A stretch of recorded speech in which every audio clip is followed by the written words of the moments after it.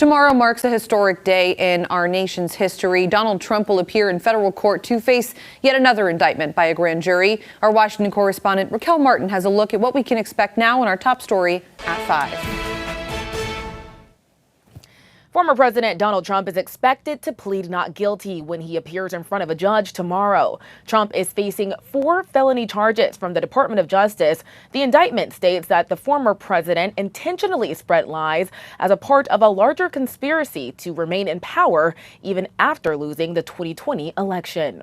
Probably the most important criminal case in the history of the country. On Thursday, former President Donald Trump will appear in federal court to face charges for his alleged efforts to overturn the 2020 election results. Paul Schiff-Berman, a law professor at George Washington University, says the Department of Justice's 45-page indictment lays out a clear case. This indictment is a conspiracy not just to lie, but to develop a whole slate of electors, to change the outcome of a democratic election. Trump's legal team says the former president was only following the advice of legal advisors. They impeach me, they indict me. Trump and his allies, like Alabama Republican Senator Tommy Tuberville, say the charges are meant to undermine Trump's current bid for the White House. They need to leave President Trump alone, let him run. But not every Republican is running to Trump's defense. I'd hoped it wouldn't come to this. Wednesday, his former VP and now presidential rival Mike Pence said Trump put his own interest ahead of the Constitution. Sadly, the president was surrounded by a group of crackpot lawyers